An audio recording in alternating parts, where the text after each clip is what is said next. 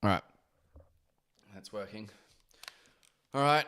Welcome to the Yours Truly Baphomet podcast, everyone. And we are doing the 12th trip today of Dr. Timothy Leary. Can't really remember much of the 11th trip. It wasn't that interesting that time. But every other trip that he's done so far has been incredibly interesting. And I've definitely wanted to look more into him. And he's probably going to be like an author that I probably do look a little bit more into. Now, this one is now called the LSD, the dropout drug. Kind of interesting that he's got like a pound sign on there for the currency. So we'll have to see what he's meaning by that, because it's probably going to be quite interesting. So let's get into it. I don't really have much to say after that, other than I'm really enjoying this, and hopefully more people do come and watch it, because I really do want more people to see what's happening. All right. LSD, the dropout drug. Guide, Michael Hollingshed, Oracle, number 24, Possession in Great Measure, the Clinging Flame, the Creative Heaven. Fire in heaven above, the image of possession in great measure, thus the superior man curbs evil and furthers good, and thereby obeys the benevolent will of heaven. And also, I would recommend that everyone actually sort of reads, if not for the fact that the I Ching is like more of a divination text, I still find it is an incredibly good philosophical text, even by itself, even if you're not doing the divination part. So, I'd recommend it. Late October 1961, a morning of long-distance phone calls, research planning meetings, the mail. Letter from Allen Ginsberg in Calcutta? He's been smoking marijuana at the Burning Ghats by the Ganges. Indian holy men wear beards, long hair, don't wash, smoke pot. I think he's referring to things like the Hindu Agorian color. Just like Greenwich Village, visionary dropouts from the social game, looking for the God kick. Meetings with Harvard students writing honors thesis, appointments, Dr. Leary. There's a Michael Hollingshead on the line from Oxford, England, who wants to talk to you. So may I introduce you to you, briskly, formal English accent, Dr. Leary, Michael Hollingshead here. I've been working with Professor G.E. Moore at Oxford. Mr. Moore sends his fondest greetings, by the way. There are many aspects of our work that I think will interest you. I wonder if it would be possible to arrange an appointment. Lunch? Quite so. That would be fine. Lunch next week, Tuesday. Fine. The fact that you've known all these years, Michael turned out to be a series of surprises. Medium height, medium bald, medium age man of 30. His voice was urbane, his face twinkling, aristocratic, and somehow gross. Damn. Leary can obviously take stabs as well. He don't really want to top the show, but I thought that you might like to know that the sing is going to right or wrong. Lunch at the faculty club was boring. He had little to say about G.E. Moore. He drank 2 bottles of beer. There was something evasive about the conversation. As lunch ended, he told me that he was a writer just finishing a novel. Oh, what's it about? May I have a minute to tell you? Go ahead. The novel is about a bank clerk whose ambition in life was to levitate. For years, he studied with occult teachers, yogis, and read the wisdom of the East. For years, he meditated and practiced in his room to no avail. Then one day at the bank, standing behind the teller's window, counting pounds, shillings, and pence, he found himself lifting slowly from the floor. A half inch, an inch, 2 inches, he closed his eyes and let himself drift. When he opened his eyes, he was 2 feet above the floor, just above the saw upon beyond the grill. With quick presence of mind, he reached for the top ledge and rested his upward motion. Quickly, he yanked himself down to the ground, glanced around nervously to make sure nobody had seen him, and stood there, perspiring, shaking, frightened, and exulting. I'm not sure how much I believe that, because I think by now, if like levitation was a thing, I think we would have seen it genuinely. You know. Not too sure if it's possible. It might be because it would have something to do with like the electromagnetic field and space-time, I'd imagine. Anyway, continuing.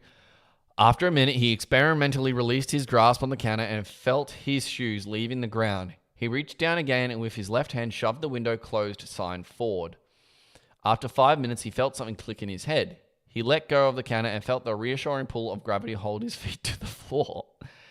He thought of nothing else that night. At the same hour the next day, while he was counting out pounds, shillings, and pence, he felt energy surging through his body, and quietly the room began to slide downward. For the next 50 minutes, he carried on his work with one foot hooked underneath the bottom bar of the calculating machine.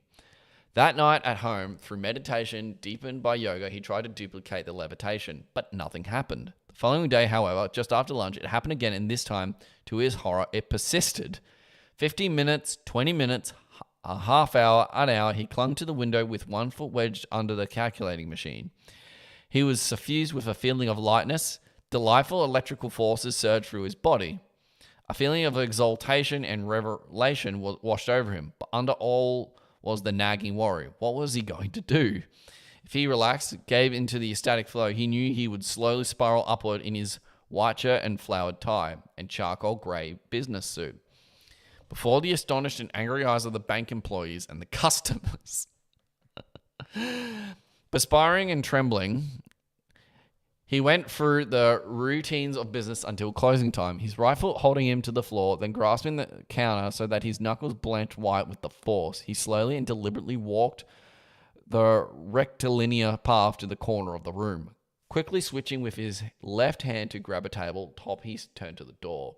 There was one agonizing space between the desk and the door where there was nothing to hold on to. He bent down, pretending to tie his shoelaces, and with a sudden leap launched himself and soared to the doorknob, which he was only just able to catch with his right hand as he floated past.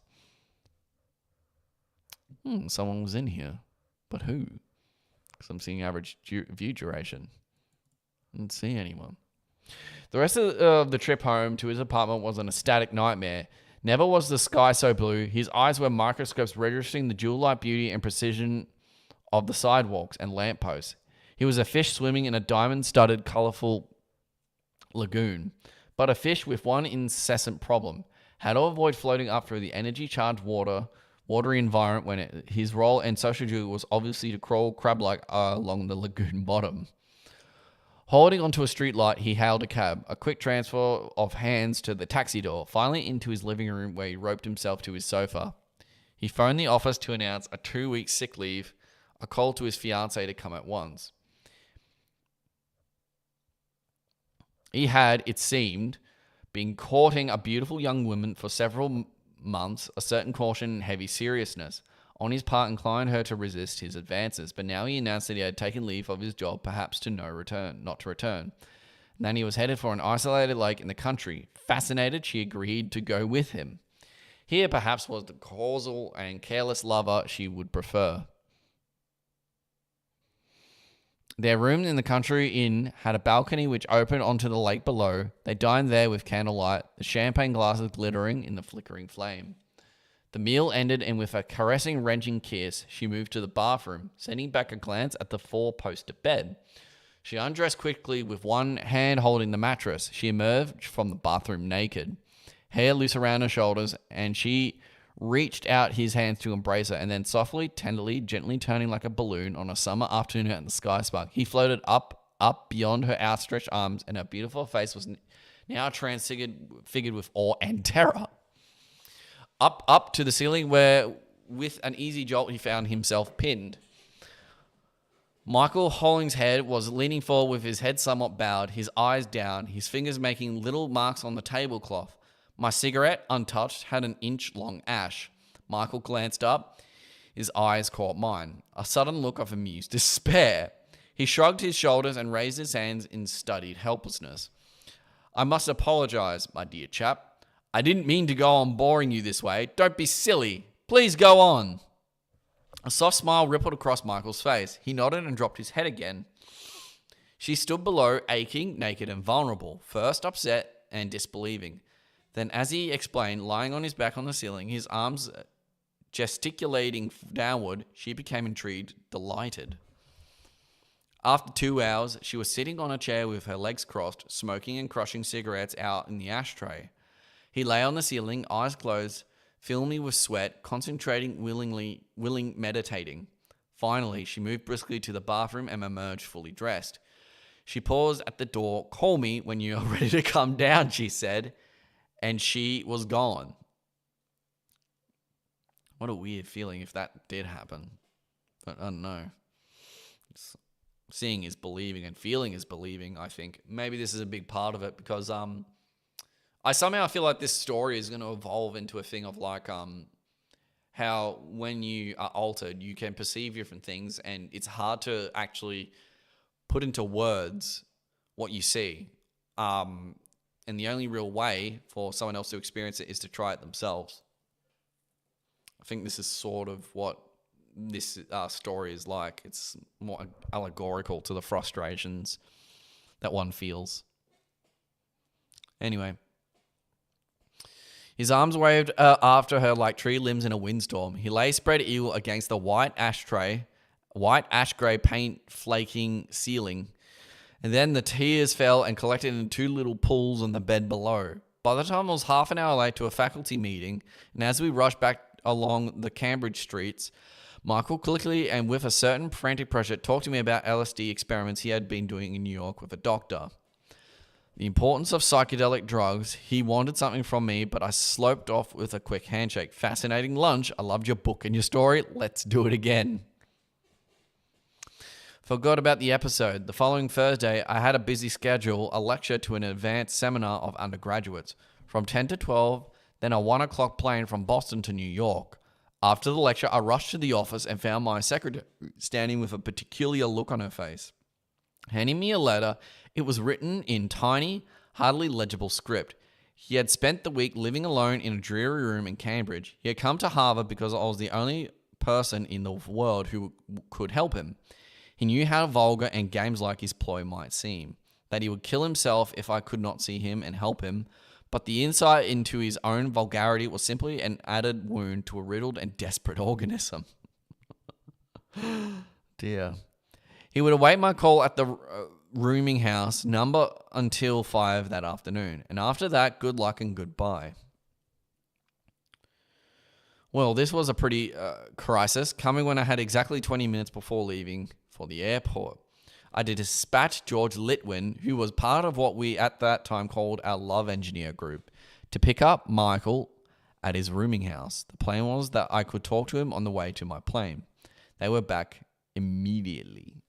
With George at the wheel and Michael in the back seat, we headed for the airport. The immediate problem seemed simple enough. He was broke, without a job, separated from his wife and child for financial reasons. "Are you sure that's all?" I asked. He looked at me once again with the amused horror look and shrugged. "Well, there are all the cosmic problems, of course, but if I could get a base with my wife and family, I'd feel up to dealing with the rest."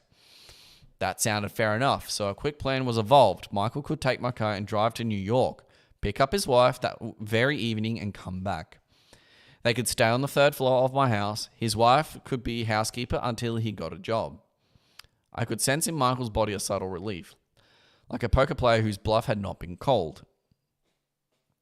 When we arrived at the airport, Michael followed and pulled me aside for a minute between the car and the Eastern Airlines door. "There's one thing I should tell you. I know you have friends in New York. I know you're a friend of Winston, London, and I think you should know that for the last 6 months, I have worked very closely with him. We parted on very bad terms. He'll say wicked things about me, which I'm sure you're sophisticated enough to realize emerge from a state of consciousness rather than the realities of mine. Intriguing, but I was in too much of a hurry to pursue it. Winston London was a famous New York multimillionaire with a good heart and tenderly high-minded ideals. He was continually being victimized by fourth-rate low-level promoters. Corporal Michael's lonely dope club band, the fact you've known for all these years. In New York, I went to the first East Side apartment of Max Fox, a 500-year-old teenage Levantine confidant at the Sultan's court, sometimes in favor, sometimes in disgrace. Always wise, shrewd, funny, complaining, completely involved in extravagant Baroque plans to turn on the Sultan, to turn on the harem, to turn on himself. Weird language he's using in this one. In his current casting, Max was a Hollywood publicity man, friend and advisor to the most beautiful women in New York. Max's delight was to drive around in a chauffeured Cadillac with two tall, slender blondes, champagne cooler, stereophonic sound, and the ashtrays loaded with Panama Red, until the bills came due and the Cadillac no longer drew up to his door. There was never a shortage of interesting men and beautiful girls in Max's flat. He performed one of the most valuable social functions in any complex urban society. His apartment was a communication center for the most interesting people in New York. The price of admission was beauty or power or talent, and you were never allowed to promote or come on. That's, after all, what was the privilege of the house. It's wonderful to be there. It's certainly a meal. So many lovely customers. So it sounds like we are going to see some pretty interesting people in this chapter. I hope so. Max met me at the door. As I walked to the sofa, I remembered that Winston London was one of his friends. Max, can you do me a favor? I've just met a man whom I'm about to get involved with. He says he knows Winston London, and there seems to be some friction in the relationship. Could you get a line on that for me? Max was delighted. He reached for a phone and dialed a number. It was a delicatessen owned and operated by a former bodyguard of Winston London. First, there was a conversation about a case of scotch and some salami and cheese. Max's voice and the voice of the invisible bodyguard crackled through the room from a special telephone amplifier system. The slightest whisper on the phone would be heard in loud volume in any part of the apartment. After the ordering, Max got down to business. Tony, do you by any chance know anything about a fellow named Hollingshead? Says he used to know Winston. There was a brief pause, and then tough gangster prose came booming out of the amplifier. Hollingshead, that no good, 2-bit English con man. Here we go. Yeah, like I was talking about the levitation maybe being bullshit. Maybe this is where we find out, or maybe it's true. Listen, what do you have to do with him? Whatever it is, drop it. Max's voice came back calming, explaining that he was doing a favor for a friend. Tony's voice continued. Listen, that scoundrel caused Winton's more trouble than any 10 of the last common that have come down Fifth Avenue. He's got a record on the continent as long as your arm. He was wanted by Interpol. He's bad news, buddy. Stay away from that Hollingshead. The one and only Silly Fears. Max turned to me, pleased with the efficiency of his intelligence service. Well, that's the end of that character. I'm not so sure. Max, that's just the opinion of one guy. A nice enough person, no doubt, but one whose spiritual focus may leave something to be desired. Let me get another reading on him from someone else. I reached for the phone and dialed George Litwin, back in Cambridge. George was going to take Michael back to his home for dinner before he started out in my car for New York. And I wanted to get George's impressions about this mysterious stranger. In a few seconds, George's voice reverberated through the room. What happened with Michael, I said. George's words, chuckling, energetic, always enthusiastic, bouncing around the room. It all went great, Tim. He's a fascinating guy with a great imagination. He's pretty screwed up and needs help, but he's seen a lot of things. He's taken LSD many, many times. Oh, God, here we go. He'll probably teach us a lot. Do you think we did the right thing in inviting him to stay at my house? Absolutely, said George. We can't do anything but learn from him. That's the swingers going to swing along, and he want you all to sing a song. Then I quickly sketched in for George the report we had just received from the bodyguard. Well, Tim, I'm sure that a lot of what this bodyguard says is true. I'm sure that Michael has had a checkered career in the past in situations where money and conning is involved. But what can he possibly con us out of? We have nothing material to lose, and our only ambitions are scientific and celestial. How can he possibly hurt us, even if he is a rascal? Isn't it our business to rehabilitate people? There you go. Can't trust and love applied judiciously bring about any change we want? I say, if we can't work with Michael and use his obvious creativity and enjoy his obvious humor and learn from his experiences, We might as well go back to the run-of-the-mill business of college professors. That's exactly my conclusion, I said. See you, George, and I hung up. Max had a quizzical look on his face. So let me introduce to you the one and only Silly Fears and Corporal Michael's Lonely Dope Club Band. Michael and his wife and child arrived, and that lasted about 10 days. Michael spent most of the time out of the house vaguely looking for a job. But I got an uneasy feeling after a while that he was spending his afternoons either in barrooms or high on LSD in the Boston Museum. Some people trip in some pretty odd places, man. His wife suddenly announced that she was leaving because of his insistence that she persuade her father to cash in some savings bonds. I remember the scene when the taxi came to pick up Michael's wife and child. We stood at an awkward foursome at the... Awkward foursome? Fucking hell, man. That's some strange language. Stood a foursome at the door, and as they left, 2 tears trickled down Michael's face. It was moving, pathetic, poignant, but there was one thread of doubt. Was it an act? If it was so good it could only command respect.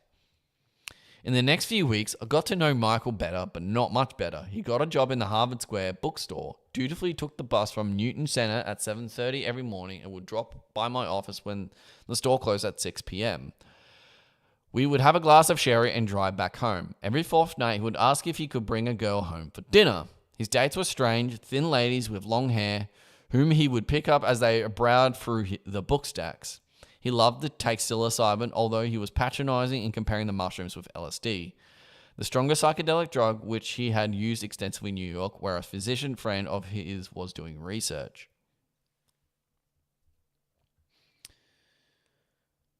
Hope it gets good a bit better.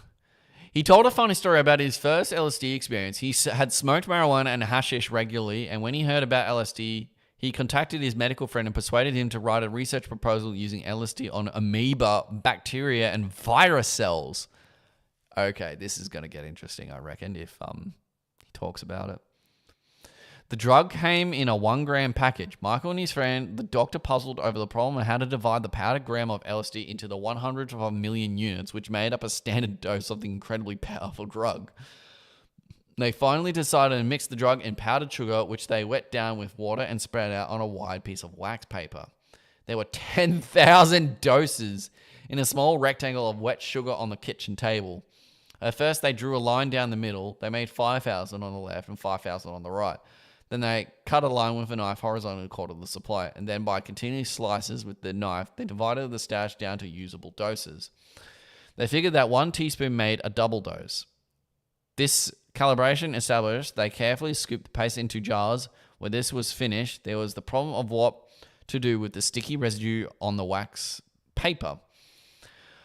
Michael reached down and tore the sheet off of wax paper in half and stuffed it in his mouth. His friend, the doctor, did the same. They knew intellectually about the awesome potency of LSD. They knew logically that an invisible amount of residue they had to swallow was a few hundred millionths of a gram, but never having taken the eerie chemical before, they were completely unprepared for the effect of what was perhaps 10 normal doses. Oh, this is going to be so funny, man. Yep, this is going to be good. I can feel it now. The effect hit suddenly, and for 5 hours, the two of them lay back paralyzed on kitchen chairs, their eyes bulging, completely severed from their bodies, from their minds, from normal reality, helplessly spinning through cosmic landscapes, unable to speak or move, communicating only by a shining, powerless eyeball contact, like 2 astronauts drifting helplessly through space, or 2 men caught in diving suits miles below the surface. Since that time, Michael's consciousness, his thinking, and his actions were nothing but extensions of that trip. He had died, spun out in the richness of interior space, had unraveled the riddle of the cosmic joke, and was now cautiously, incredulously, comically moving through the marionette show of normal reality. He was very eager for me to take LSD, but I resisted the idea. Everything I had heard about lysergic acid sounded ominous to me. The mushrooms and peyote had grown naturally in the ground and had been used for thousands of years in wide Indian cultures. LSD, on the other hand, was a laboratory product and had quickly fallen into the hands of doctors and psychiatrists. Then, too, was I scared. The sacred mushrooms were my familiar territory. I had them harnessed up to my brand of revelation and ecstasy. It was obvious that the more powerful LSD swept you far beyond the tender wisdom of psilocybin. Like everyone else, I was both fascinated and frightened by the lysergic lore. Michael invited me one night up to his bedroom and took from his dresser a mayonnaise jar packed with the moist sugar paste. There it is, he said. The key to miracle and meaning. When are you going to take it? I shook my head. I'm having trouble enough understanding the sacred mushrooms. Sometimes I'll take your LSD, but I'm not ready now. He laughed. Psilocybin, the child's toy of the Indians.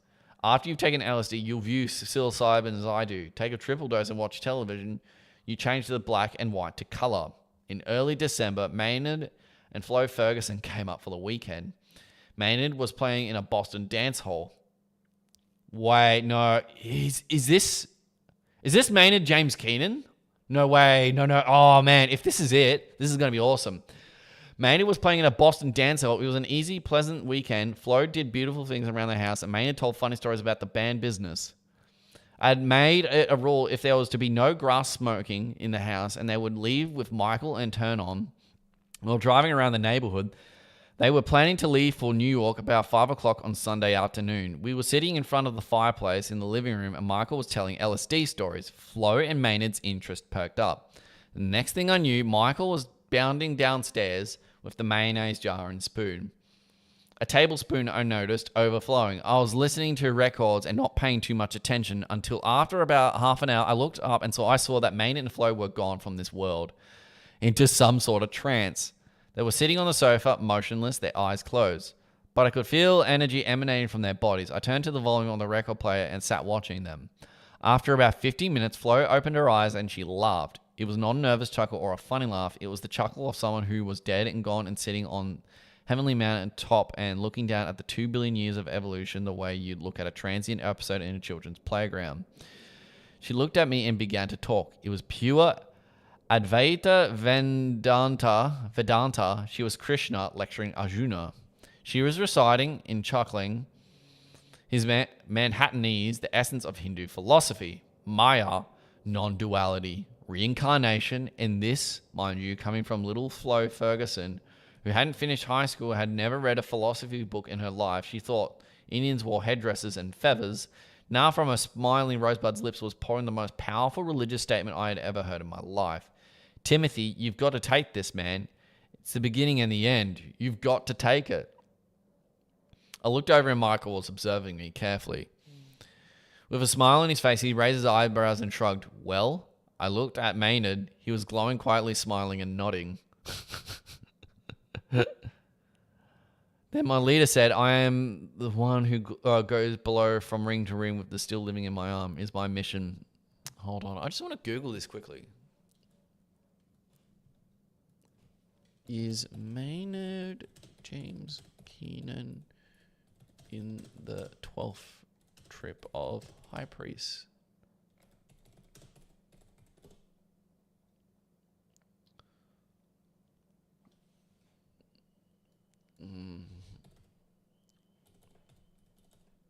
James Keenan, High Priest.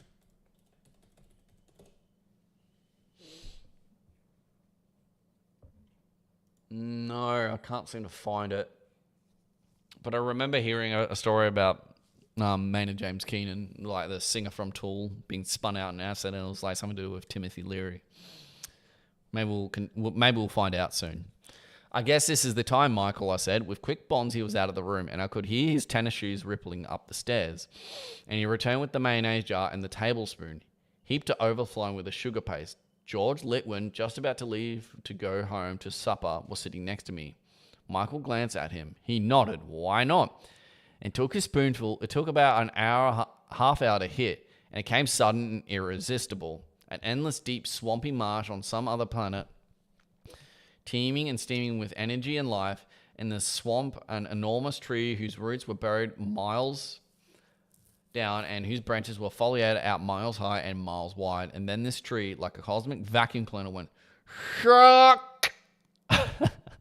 And every cell of my body was swept into the root, twigs, branches, and leaves of this tree. tumbling and spinning down the soft, fibrous avenues to some central point, which was just light. Just light, but not just light. It was the center of life. A burning, dazzling, throbbing, radiant core, pure pulsing, exulting light, an endless flame that contained everything: sound, touch, cell, seed, sense, soul, sleep, glory, glorifying God, the hard eye of God. Merged with this pulsing flame, it was possible to look out and see and participate in the entire cosmic drama. Past and future, all forms, all structures, all organisms, all events were illusory. Television productions pulsating out from the central eye. Everything that I had ever experienced and read about was bubble dancing before me like a 19th century vaudeville show. My illusions, the comic costumes, the strangest ever-changing stage props of trees and bodies and theater sets, all spinning out from the momentary parts of the central God, eye, heart, penis light.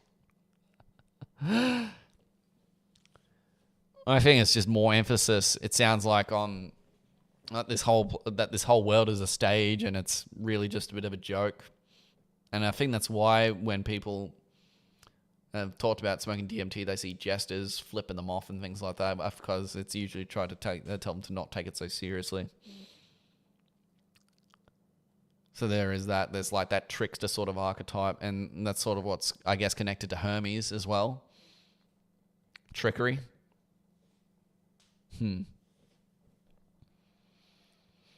It was 40 years ago today.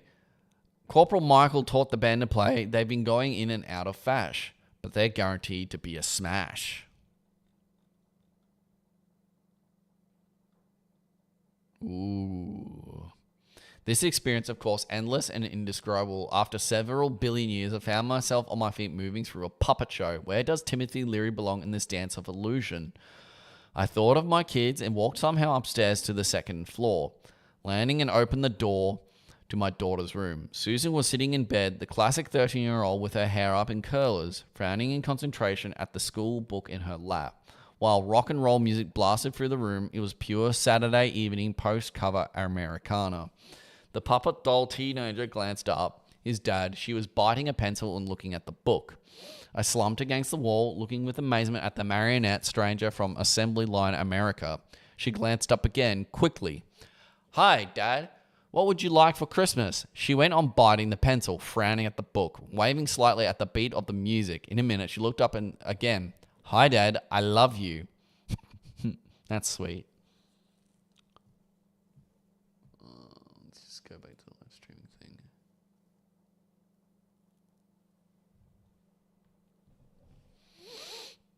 A shock of terror convulsed me. This was my daughter, and this was the father-daughter game. A shallow, superficial, stereotyped, meaningless exchange of hi, Dad, hi, Sue, how are you, Dad, how's school, what do you want for Christmas, have you done your homework? The plastic doll father and the plastic doll daughter both mounted on little wheels rolling back by each other around and around on fixed tracks.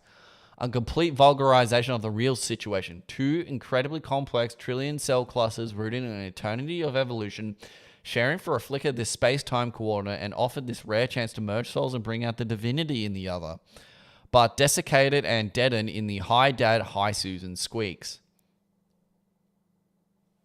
You know, I think that's actually, that's sort of the sad reality for a lot of this stuff is we're a bit lost, and we're sort of become plastic in a lot of respects. Like, we don't change our patterns, we don't change how we talk to each other, and we almost forget that we really are part of this divine experience, and we sort of squander it quite a lot.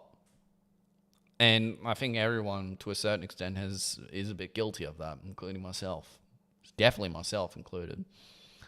So I think obviously he's talking about how important it is to make sure you're not sort of getting lost in that whole like deadened eye sort of not liking reality sort of thing. So I looked at her beseechingly, straining from real contact. I was stunned with guilt. With microscopic clarity, I saw the egocentricity, the sham of my devoted father routine. Is it too late? Can I come back, glorifying this rare, trembling opportunity? I turned and slowly walked down the stairs to the front hallway. 11-year-old Jack sat on the floor watching television. I sat down next to him. Without taking his eyes from the tube, he said, "Hi, Dad." Jack. Great program, Dad. Once again, this piercing realization of my blind misuse of this divine Buddha child. I followed his gaze to the television set. Jack Benny, wise, noble, long-suffering guru, was going through a routine about death, the transience of life, memories from my boyhood, Fred, Alan, Jack Pearl, Will Rogers, Charlie Chaplin. Each week, the cosmic television show repeating the same message, infusing into the frail karmic forms of Benny, Alan, Rogers, the ancient message, comic and tragic. Don't you see? It's spinning by you, blinding you. Don't you catch on? You're going. You're going. Use the few seconds that remain.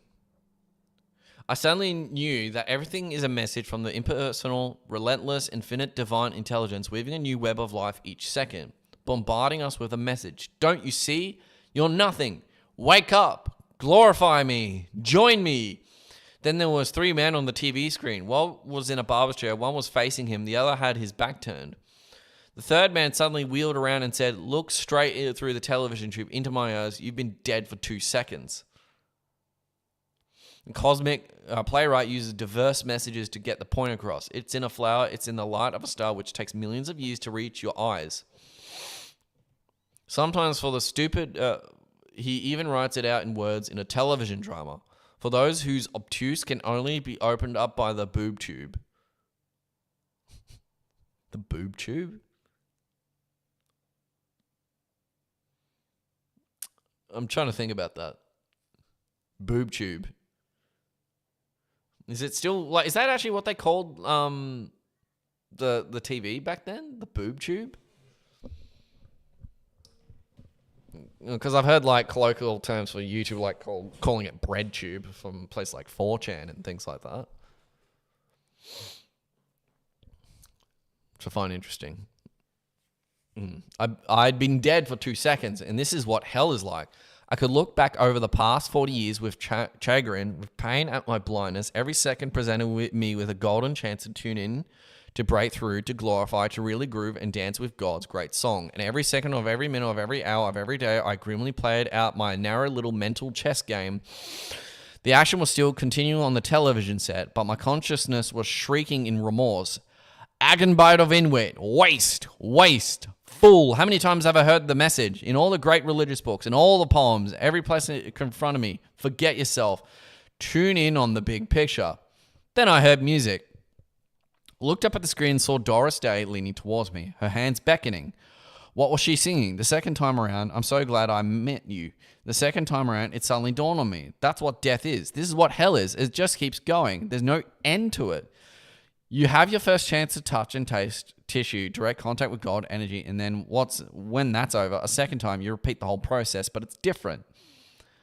There's a plastic film between you and the divine process around you. Your egocentricity, your deadening mind has created a plastic hell. That's the meaning of ghosts and anguished spirits, doomed for eternity to exist, separated from life, that precious, fragile gift that we squander every second of this so-called mortal reality.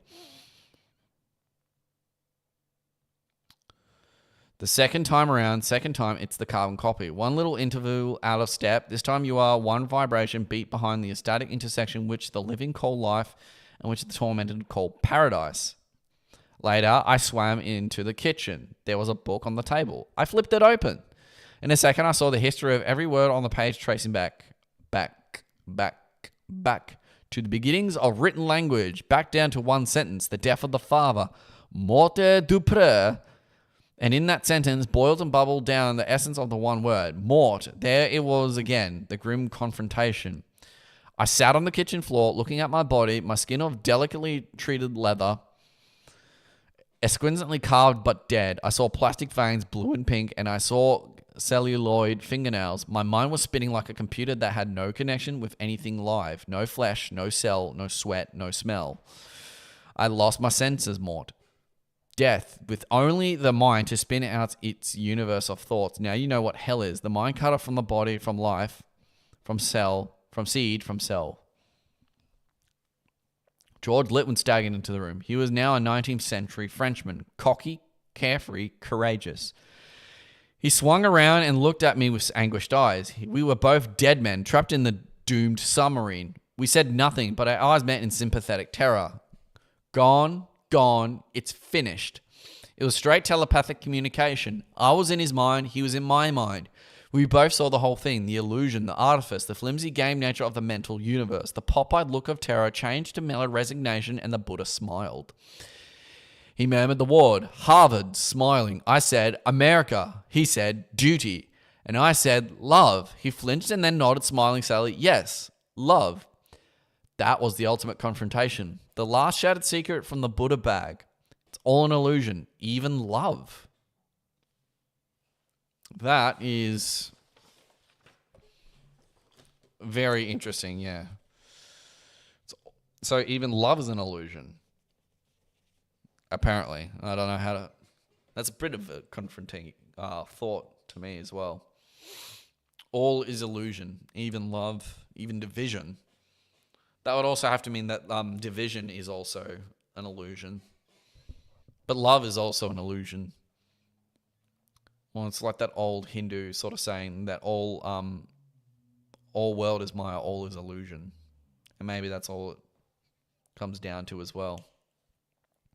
And sometimes we really do squander our lives away doing all kinds of dumb shit. And you know what? It's sad. You know?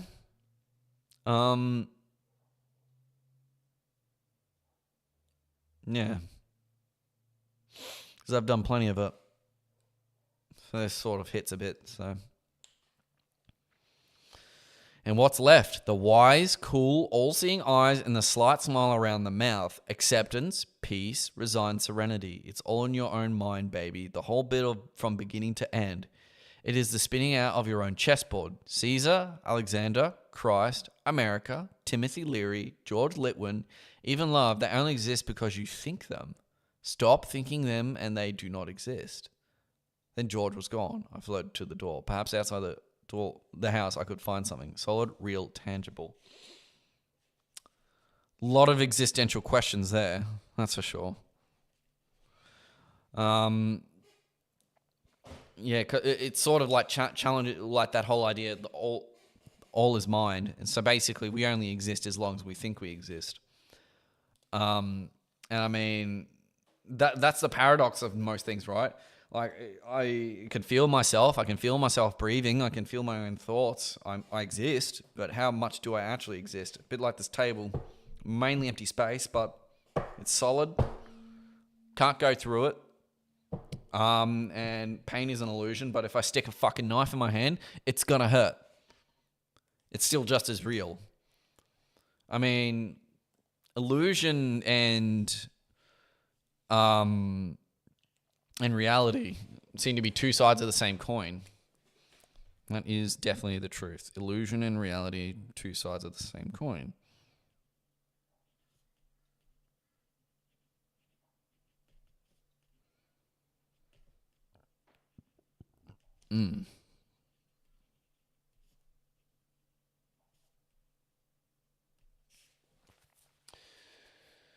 Okay, then George was gone. I floated to the door. Perhaps outside the house I could find something solid, real, tangible. I ran out to the lawn. Snow, trees, starlight. It had never been more beautiful, etched, sharp, magnified. I stood there listening for the answer. Where is the center? What is real? What can we do? Then rapidly but completely in careful detail, I recapitulated the social and intellectual history of the human race. I relived and worked through every solution which the human mind had attempted. Society, migrations, groupings, tribal wanderings, invasions, the planting of crops, the building of cities, the restless search for possibility and meaning. The moral codes, the taboos and kinships, the emergence of stumbling species, groping for answer, for order, for center, the lost mutants trapped in their forebrains, trying to think and act their way back to the center. What to do and where to go. I could foresee the outcome of any action I should begin, and slowly, like a string being reeled back, I retraced my steps to that central spot in front of the fire where the session had begun. Here was the beginning, Michael. The master trickster, sitting silently and waiting. Maynard and Flo on the couch, Flo draped across Maynard's lap. I said something. Flo sat up and replied. Maynard's head went back and laughed. Then I repeat the same message. Flo sat up, Maynard laughed. I repeated the same message. Flo sat up and Maynard laughed. We were trapped in a time loop, doomed forever to repeat a brief television commercial over and over again at the station break. Flo and Amanda were beautiful, stage-dressed, made-up characters. The classic, frail beauty and the dapper young musician costumed for their parts. I looked at Michael. His sad face bore the record of all human suffering. He was clearly one of the 12 apostles, cast for the moment into the funny little drama of Michael and Cambridge, come to teach us the ancient message that the center is backed by the fire with your friends. Quiet, detached trust and mutual acceptance of the ultimate cosmological horror. Limited, limited, limited. Trapped in our nervous systems, struggling to catch one glimpse every decade or two on the ancient cellular membrane meaning of life. Waiting patiently through those long periods of plastic isolation until that next vibrant contact came. George, by this time, had disappeared. His ordeal of death and renewal ran along a similar line, with only the stage props different. At that moment of ultimate confrontation, he knew that his place was at home with his wife. He ran to his car and, with conscious, accurate reflexes, started and drove down the street. Ahead of him was a Volkswagen. Behind, with their lights gleaming, were 3 cars, except that George was really in a troika fleeing across a snowy Russian steppe. In front of him, bouncing along, was a rabbit, and behind him, yellow eyes gleaming with pursuit, were 3 wolves. Over and over the snow they sped, the rabbit, the troika, and the pursuing wolves, till suddenly the light flashed red in front of him. Dutifully, the rabbit stopped. George reined up his troika, and in ballet rhythm, the 3 wolves, poised on their haunches, waited patiently. Then the light flashed green, and off they went again. The rabbit, the troika, and the straining wolves. George knew that distance had to be kept, or there would be danger for the rabbit or danger from the wolves.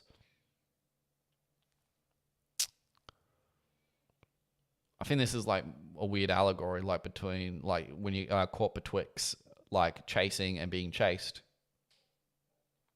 That's sort of what life is like, in a sense. When his street loomed up, he automatically swung to the right, parked the car, ran to the house, buried his head in his wife's lap for the rest of the evening, which was the beginning of their next voyage. Meanwhile, my cosmic odyssey went on and on. One myth after another, lived out and traced back to the basic flash in the silent, impersonal whirring of primal vibrations beyond sense, beyond cell, beyond seed, beyond life. The lattice-work shuttling of energy patterns, all forms, all structure, man-made and organic, were seen clearly in their molecular and particle nature. All structure was an illusion. Every form was a momentary stage prop for the greater theatre of illusion, continually changing. My previous psychedelic sessions with psilocybin had opened me up to the sensory levels of consciousness, pushed consciousness out of the membrane frontier, contact points of eyeball and light, ear canal and sound. Psilocybin had sucked me down into nerve nets, into the somatic organs, heart pulse and air breath, had let me spiral down the DNA ladder of evolution to the beginning of life on this planet. But LSD was something different. Michael's heaping spoonful had flipped consciousness out beyond life into the whirling dance of pure energy, where nothing existed except whirring vibrations, and each illusory form was simply a different frequency. It was the most shattering experience of my life. I sat there, a part of Einstein's equation, seeing it all, terrified and confused, desperately looking for some structure which would last against the ruthless bombardment of energy waves. And through it all, sitting with his head cradled in his knees, was the architect of enlightenment, the magician who had flicked the switch to this alchemical show of revelation, Michael the trickster. As I watched him, looking for an answer in his face, he changed. No longer the cool, cynical Buddha I now saw him as the lost victim of revelations he'd unleashed. As I studied him carefully, I could see scars in his face and hands and even threads of antennae sticking up from his skull. He shot a piteous, resigned look in my direction. He is the victim of some greater power. His consciousness has been captured, perhaps by intelligences from another planet. He is not a free agent. He knows what he's doing, but he has no control over it. He's turning us on is not an act of love and glorification, but some sort of compulsion. He had to do it. He wants us to share the immobilization of his profound vision, to share his celestial dilemma, his cosmic loneliness. How can one act when one sees that all form is an illusory package of vibrations? Just like your television screen.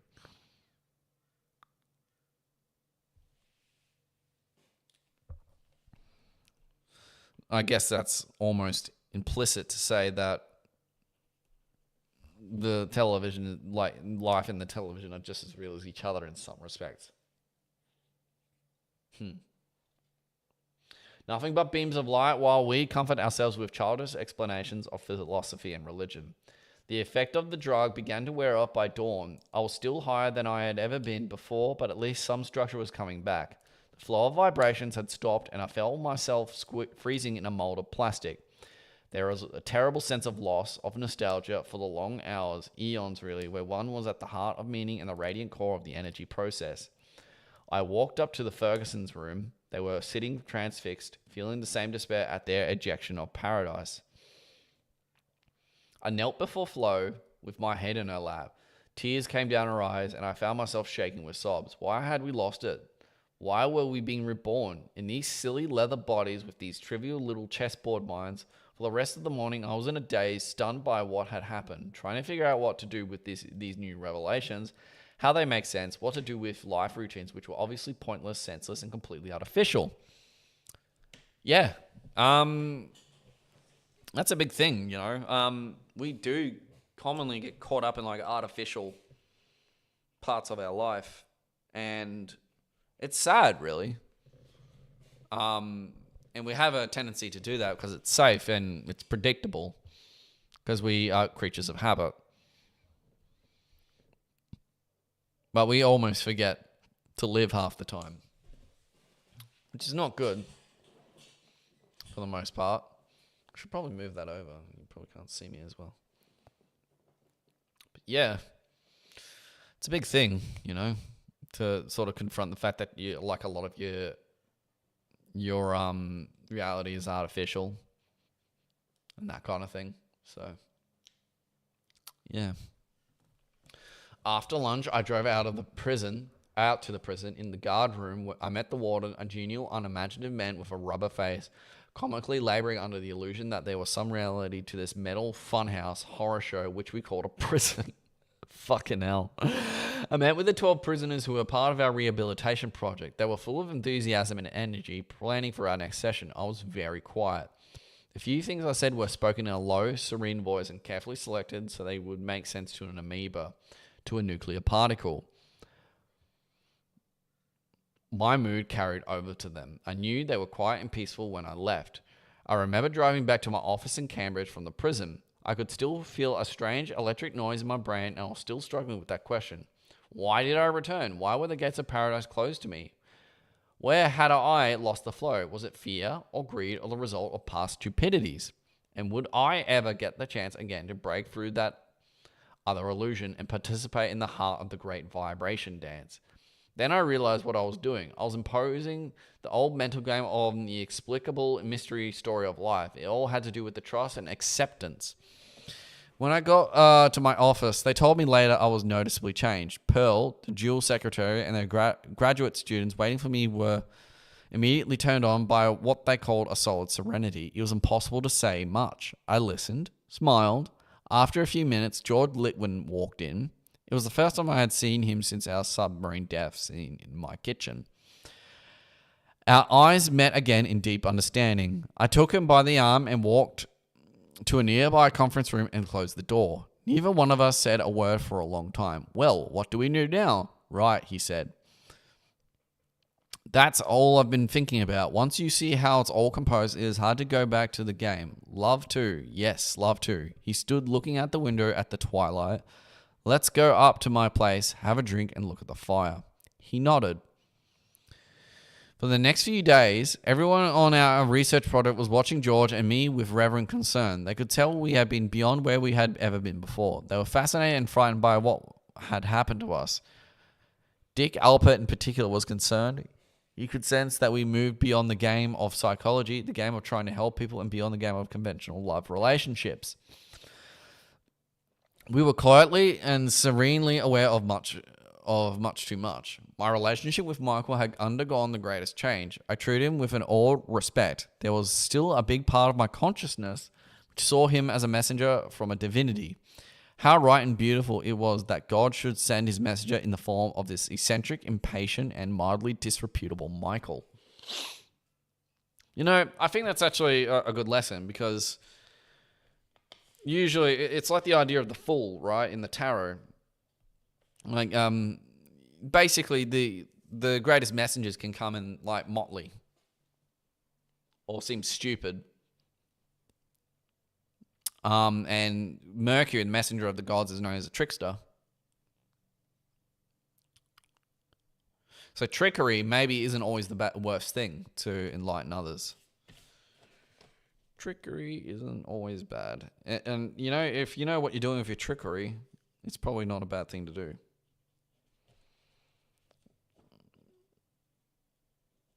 Because I tend to hate tricks, but, you know, maybe that's not the worst thing.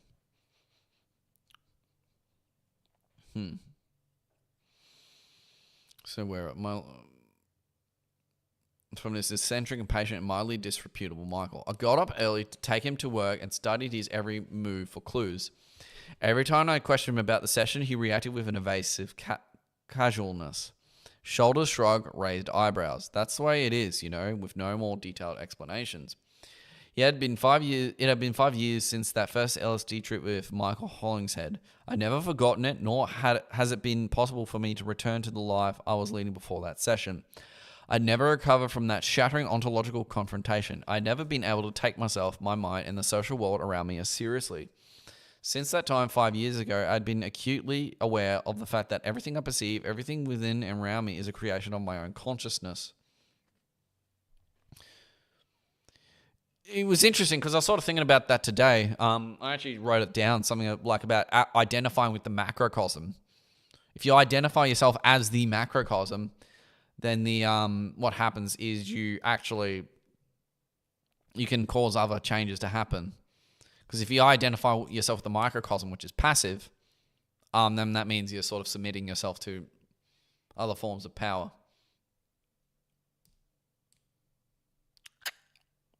Yeah, maybe that's why there's like a pentagram on top of Baphomet's head.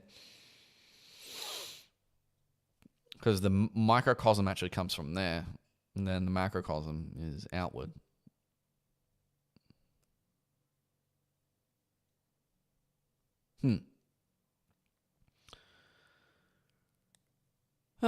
Okay. From that day in November 1961 until this moment, sitting in the sun at Millbrook, dictating these words, I've never quite lost the realization that I am an actor and that everyone and everything around me is a stage prop and setting for the comic drama I am creating. LSD can be a profoundly social experience. Since that first session with Michael, I was never able to commit myself to the game of Harvard or even the game of rehabilitation. Not even to the game of proselytizing for LSD itself. Interesting.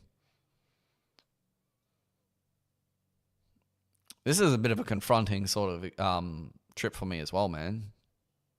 Nothing that doesn't ring true to my ancient cell wisdom and that central vibration being within can hold my attention for very long. From the date of this session, it was inevitable that we would leave Harvard, that we would leave American society, and that we would spend the rest of our lives as mutants, faithfully following the instructions of our internal blueprints, and tenderly, gently disregarding the parachial social insanities. There is a second aspect of this session from which I have never recovered, the mind manipulation paranoia. Before this LSD session with Michael, I had taken psilocybin over 100 times. But in each case, I was the one who was directing the session and giving out sacramental drugs. Michael was the first person to guide me and to propel me out beyond my mind. Ever since that day, I had a recurring science fiction paranoia which comes in almost every LSD session. It starts like this. Suddenly, with a click, I am this new level of reality. I'm suddenly on camera in an ancient television show directed and designed by some unknown intelligence. I'm the pathetic clown, the shallow, corny 20th century American, the classic buffoon completely caught in a world of his own making. And not realizing that the goals and ambitions he strives for, the serious games he struggles with, and simply the comic relief, a brief clown act, and how patiently the supporting cast gets dragged around at the will of my mind. Those two wise creatures that have to play the roles of my children, the patient Olympians who dress themselves day after day to play out the parts of friends in my drama. Nicholas, I like my experiments simple. The days of simple experiments are over. Fucking oath they are. But who's the sponsor of the show? What am I supposed to do? Who in all the crowd of stereotype puppets that I command around me is the director of the show? He would, of course, be the last person I would think of. That leader of the league, who's the league to me to a high level of consciousness. Am I the only one who has not caught on? Who has not broken through? The only one still thrashing around in egocentric isolation? And who is Michael with his half-bald head and his angelic gross face, pink vein from alcohol, chain smoking, Camel cigarettes?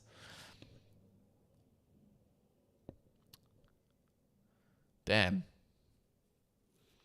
It seems like so far in essence in this thing, it's hard to grapple with. It's like, oh yeah, the whole fucking thing doesn't matter. It's just a show. It's just an experience. Have fun.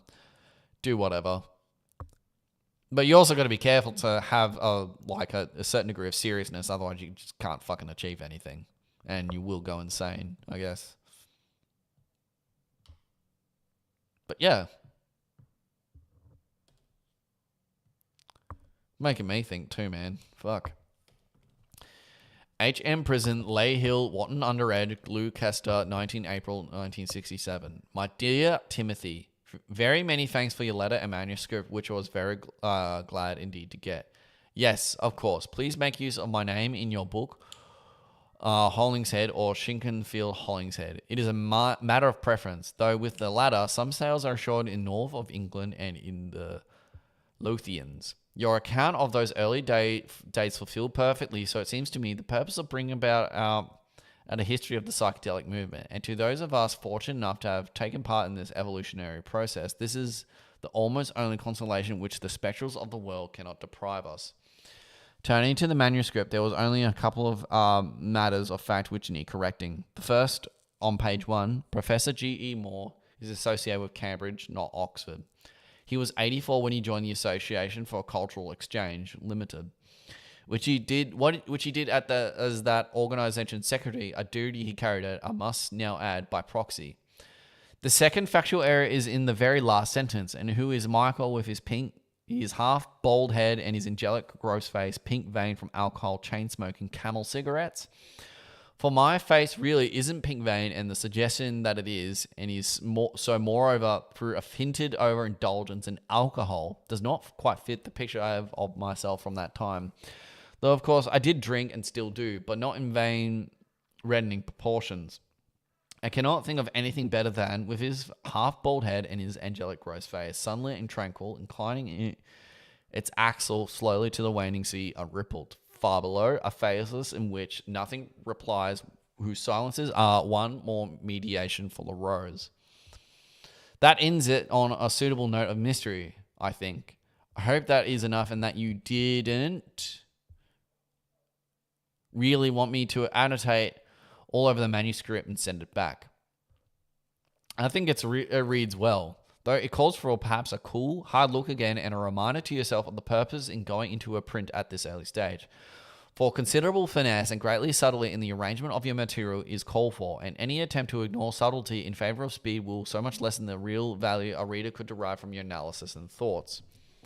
For you must write always as you are, which is a fine, sensible human being able to recognize in others what is forward-looking and help foster their creativity, a teacher of depth, most profound of all in modern times, a catalyst and a sustainer of those who followed your way.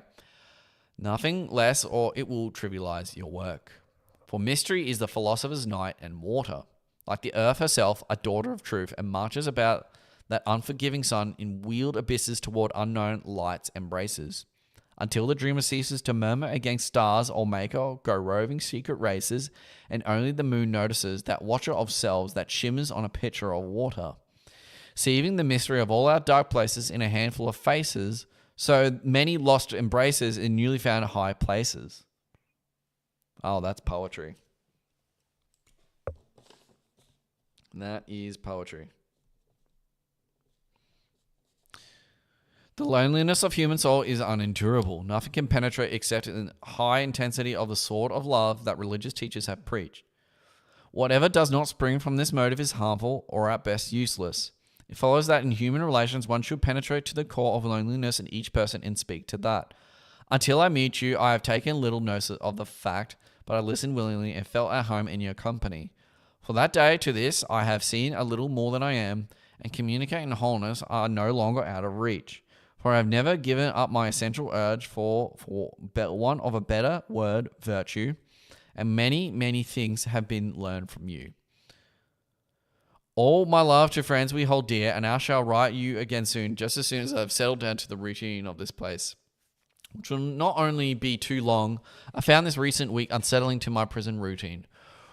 Or is it that I long so much for all that lightness of heart and foot that streams up by these walks each day, this bad, unhappy sort of monk, yet I am realistic to know that when I do set on the outside, I will find the world is not transfigured on or laid bare or pierced with singing voices, only the press of wings about the place. Once beyond the walls, my heart will quicken and tongue renew. My love, Michael. Possession in great measure, supreme success.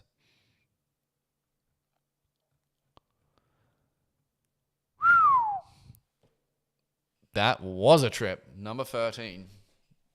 I think there's a lot to take away and pull away from that 12th trip.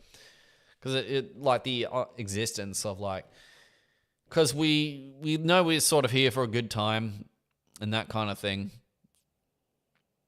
And it's frustrating when we have to be constrained, going to our shitty jobs, our pointless lives, and it's frustrating. Seeing that stuff is just frustrating. Being among it is frustrating.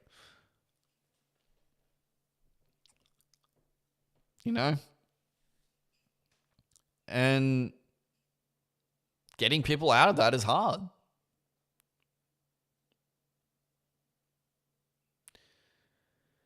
Anyway, I hope people do watch this one because this one's probably the most important one. The 12th trip, I'll remember that.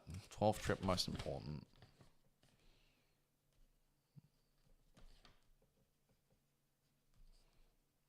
Anyway, guys, I am yours truly, Baphomet. Thank you for tuning in to this podcast. If you watched it till the end, please like, share, subscribe to my Substack, and I will catch you guys later. Bye for now.